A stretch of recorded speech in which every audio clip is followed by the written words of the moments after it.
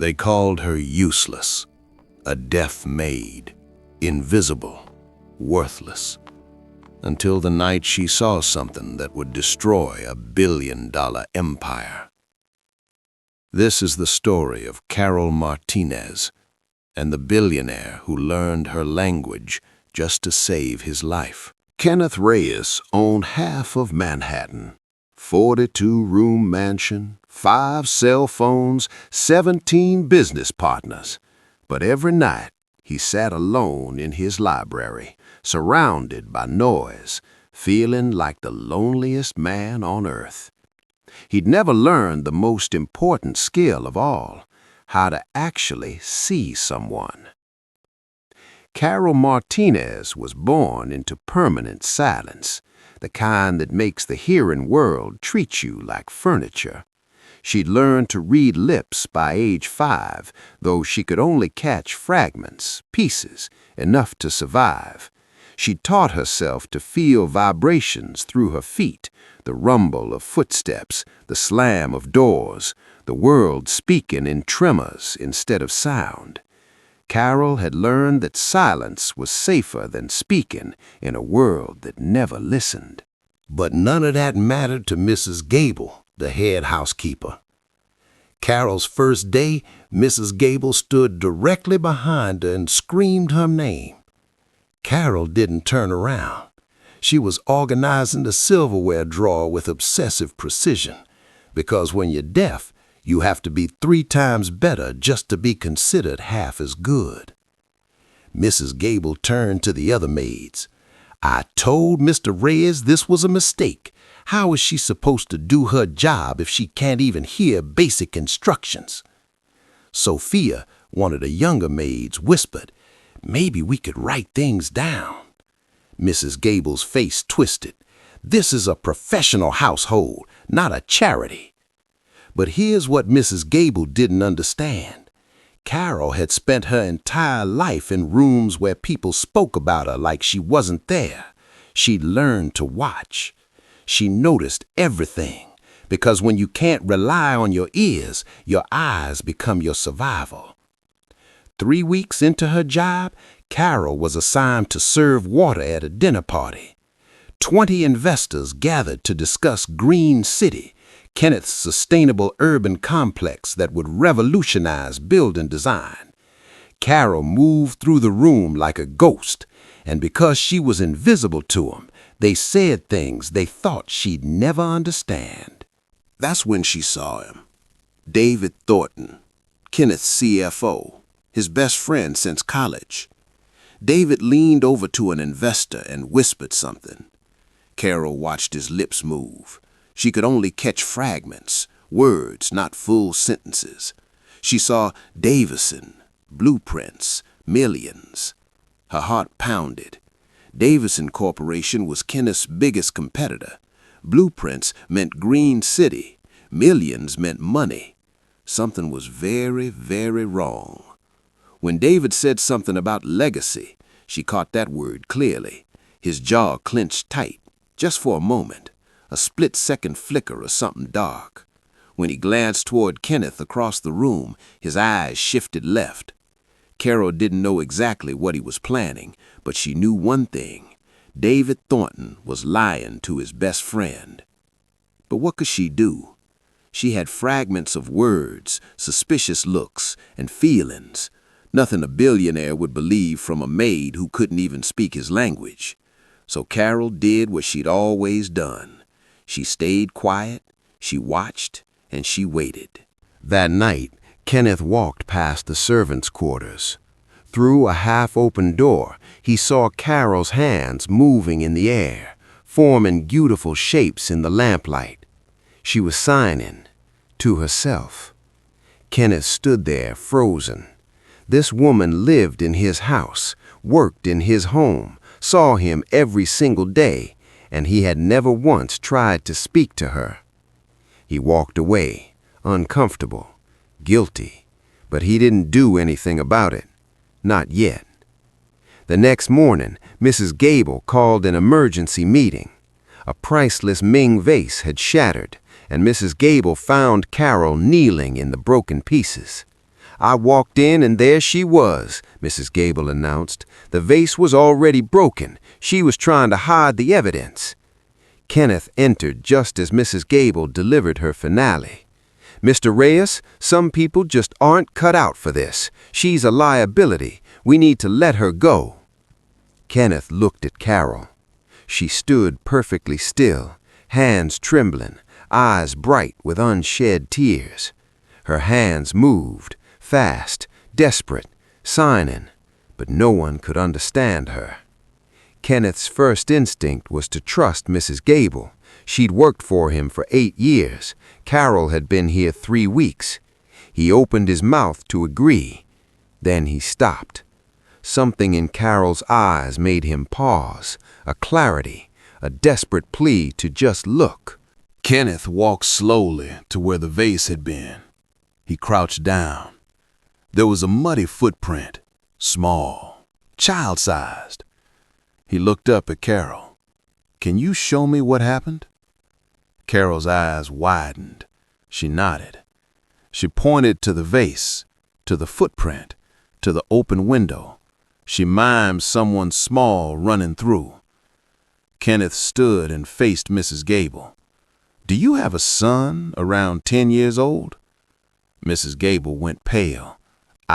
Yes, but the footprint is too small to be Carol's." Kenneth's voice was quiet but absolute.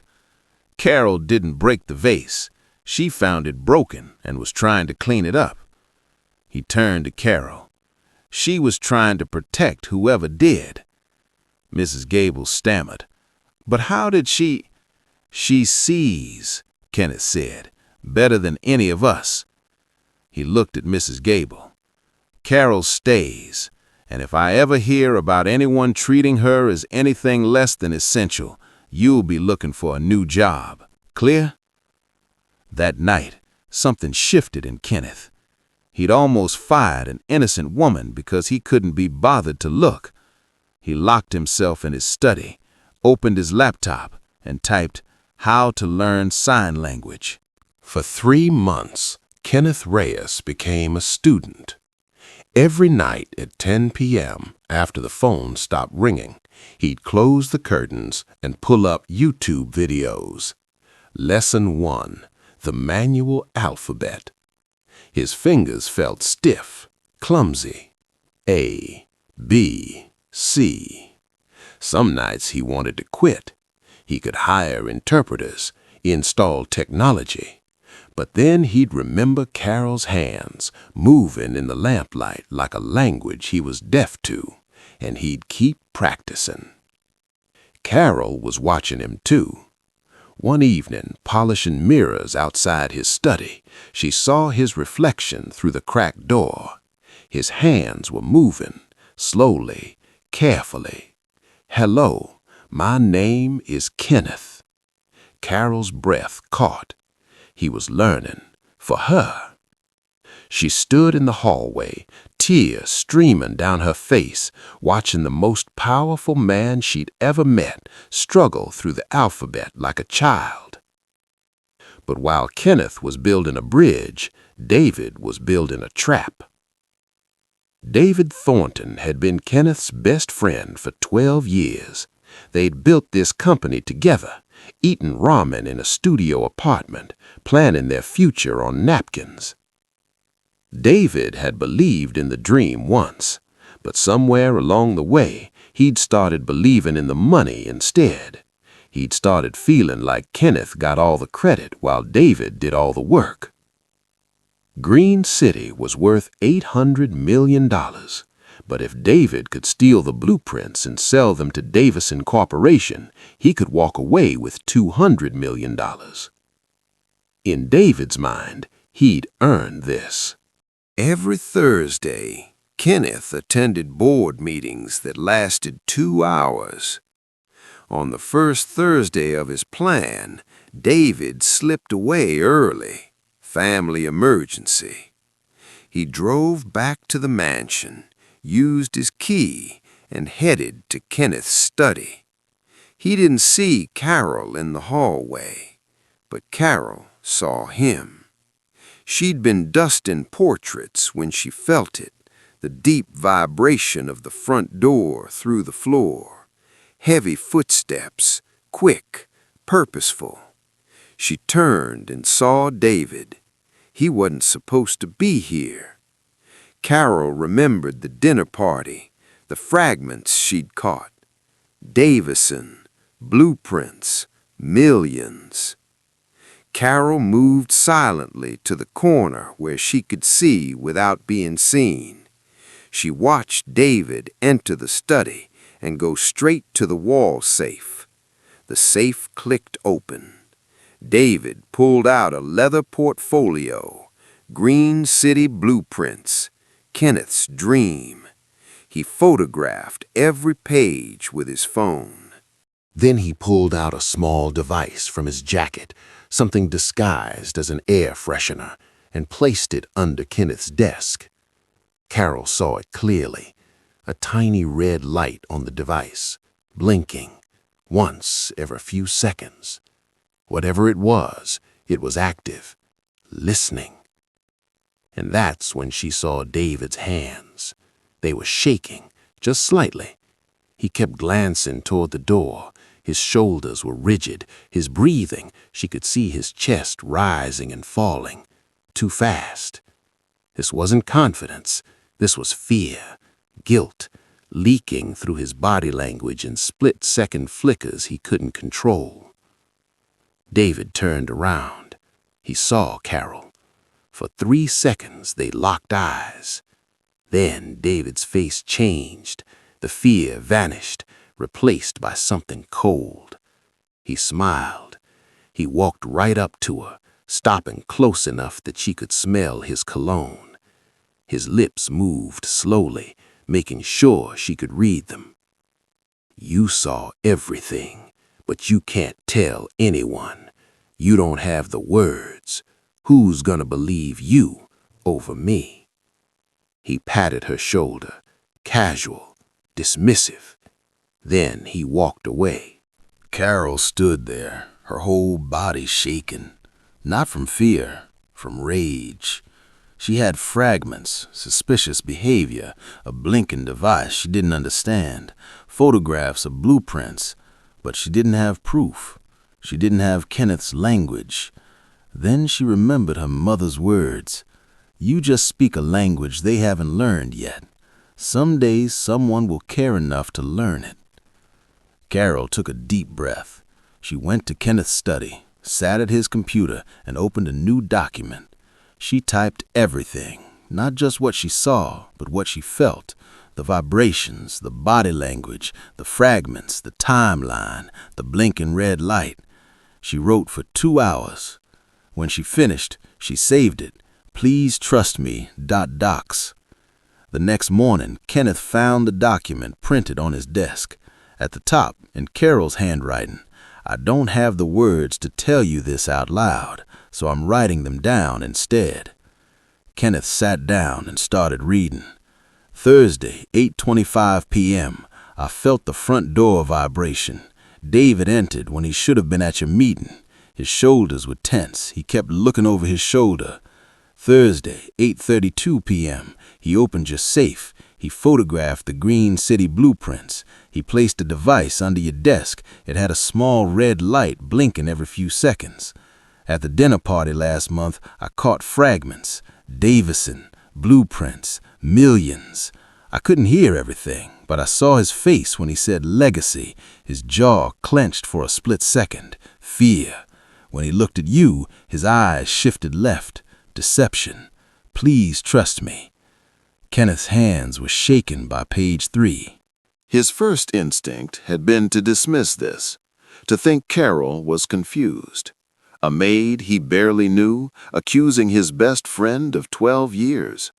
But then he remembered the vase, how he'd almost fired her without looking. Kenneth looked at the document again, the details, the timestamps, the observations about split-second expressions of fear and deception. This wasn't confusion. This was someone who'd learned to survive by watching. If he arrested David now, David would claim research, A good lawyer would get him off. No, Kenneth needed to catch David in the act, and he needed Carol's help. If you're still listening, I need to tell you something real. When I started creating these stories, someone told me they'd never matter, that nobody cares about the people who get overlooked, the ones who communicate differently, the quiet ones. But I don't believe that. I think Carol's story matters. I think stories about people who everyone else dismisses, they deserve to be heard. If you agree, hit subscribe. Help me prove that these voices matter. Now, let's finish this. That evening, Kenneth knocked on Carol's door. She opened it, surprised to see him in the servants' hallway. Kenneth took a deep breath and raised his hands. Thank you for seeing, for writing, for trusting me. It wasn't perfect. His grammar was off, his shapes clumsy, but Carol understood every word. Tears streamed down Carol's face as she signed back, "You learned, for me." Kenneth nodded, then signed something he'd practiced for weeks. "I need your help. Will you help me stop him?" Carol didn't hesitate. Yes. The board meeting was scheduled for Friday at 2 p.m. David had everything planned. Falsified financial reports showing Green City over budget and failing. The board would panic. Kenneth would step down, and David would sell the blueprints and disappear. What David didn't know, Kenneth and Carol had spent 3 days setting a trap. The boardroom filled, 12 board members, plus David, plus Kenneth. Mrs. Gable stood by the door. She shot Carol a contemptuous look as Carol entered with water glasses. "Not now," Mrs. Gable hissed. "We're in an important meeting." Carol kept her head down, setting glasses in front of each member. David stood at the front, his presentation on the screen. "Ladies and gentlemen," David began smoothly, "I've called this emergency meeting because Green City is in crisis. We're 40% over budget, 6 months behind." "That's not true," Kenneth interrupted quietly. David blinked. "Excuse me?" Kenneth stood. "Those numbers are fake, David. I checked the real files this morning. Green City is under budget and ahead of schedule." David's face stayed calm, but Carol saw it, the slight tension in his jaw, his hand gripping the table too hard, exactly like she'd described. "Kenneth, I think you're confused," David said, voice full of concern.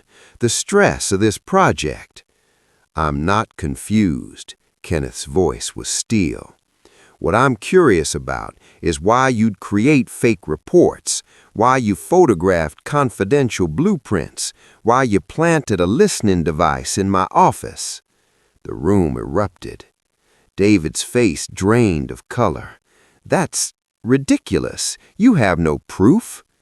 "I have proof," Kenneth said calmly. "Would you like to see it?" Kenneth connected his phone to the screen. Security footage showed David entering the study, opening the safe, photographing blueprints, planting the device with the blinking red light. Then Kenneth played audio from the dinner party, David whispering about selling blueprints to Davison Corp. "How?" David's voice trailed off. Kenneth looked at Carol standing by the wall, hands folded, calm. "I didn't record that conversation. I never heard it, but Carol did." Every head turned. Mrs. Gable actually laughed. "Her? She's deaf. She couldn't." She reads lips, Kenneth said quietly, and she notices things, split-second expressions, the tiny leaks of truth that flash across someone's face when they're lying, body language, vibrations through the floor. Kenneth walked to Carol. He looked at her, really looked, then turned to the board. For 3 months, David planned to steal from us, and Carol saw it happening. Not perfectly. She could only catch fragments of words, Davison, blueprints, millions. But she noticed his fear, his rigid shoulders, his shaking hands, his jaw clenching when he lied. She felt the vibrations of him entering when he shouldn't have been here. She even saw the blinking red light on the device he thought he'd hidden perfectly. Kenneth displayed Carol's report on screen. I couldn't hear everything. I never can. But I watched, I felt, I noticed. Please trust me. The board sat in stunned silence. David's composure shattered. This is insane, he shouted. You're going to believe a maid over me? I'm your CFO, 12 years. She can barely communicate. She's useless. The word hung like poison. Kenneth's expression didn't change, but his voice dropped dangerously. Carol isn't useless. She's observant, she's intelligent, she's loyal. She noticed the truth while the rest of us were too busy listening to your lies. Kenneth turned to Carol and raised his hands. Thank you for saving everything, for teaching me to see. The boardroom gasped. Carol's eyes filled with tears. She signed back. You learned my language. No one ever cared enough before. Kenneth smiled, then turned to David. The police are downstairs. They'd like to discuss corporate espionage and fraud. Security officers entered. David tried to argue, negotiate, threaten, but no one was listening. As they led him away, David looked back at Carol. She met his eyes, didn't flinch, and signed, I have words. You just never learned the language. Mrs. Gable turned to leave the boardroom, her face pale. Kenneth's voice stopped her. Mrs. Gable, I believe you have something to submit to HR. She didn't look back. I'll have my resignation on your desk by Monday. She left before Kenneth could fire her. 6 months later. Walk through the Reyes mansion now, and you'll see things are different. Small screens on walls, visual alert systems flashing for doorbells and emergencies. Every staff meeting has a sign language interpreter. Mrs. Gable is long gone. And if you walk past the library at 9 p.m., you'll see something impossible. Kenneth Reyes and Carol Martinez sitting by the fireplace, not talking in the traditional sense, their hands moving, fluid, natural. Kenneth is telling Carol about a new project, a wing of Green City designed for the deaf community, visual communication built into every apartment. Carol is telling him about her idea, a training program teaching businesses how to work with deaf employees. They're building something together, not just a company, a world where different isn't deficit. But here's what changed the most. Learning sign language didn't just save Kenneth's business. It broke something inside him, that Ice King persona he'd built. The walls he'd constructed with noise and phones and constant deals. For the first time in his life, Kenneth had encountered someone who saw the world completely differently. And in learning her language, he'd discovered parts of himself he didn't know existed. A patience he'd never had, a gentleness his lawyers had never seen, a peace that 10,000 business deals had never provided. Kenneth looks at Carol and signs, You saved me. Not just my company, you saved me. Carol smiles. She signs back. No, you saved yourself by choosing to learn, by choosing to see. Kenneth Reyes still has his billions, still owns half of Manhattan, but now he knows the most valuable thing he possesses isn't in his bank account. It's sitting across from him, teaching him that you don't know who you are until you encounter someone who sees the world differently. The next time you meet someone who communicates differently, someone who moves through the world in a way you don't immediately understand, ask yourself, am I too busy talking to learn their language? Because Carol was never useless. She was just waiting for someone to care enough to see her. And when Kenneth finally did, she didn't just save his company, she changed his entire world. And he changed too, into someone he'd always wanted to be, but never knew how to become, until he learned to speak without sound.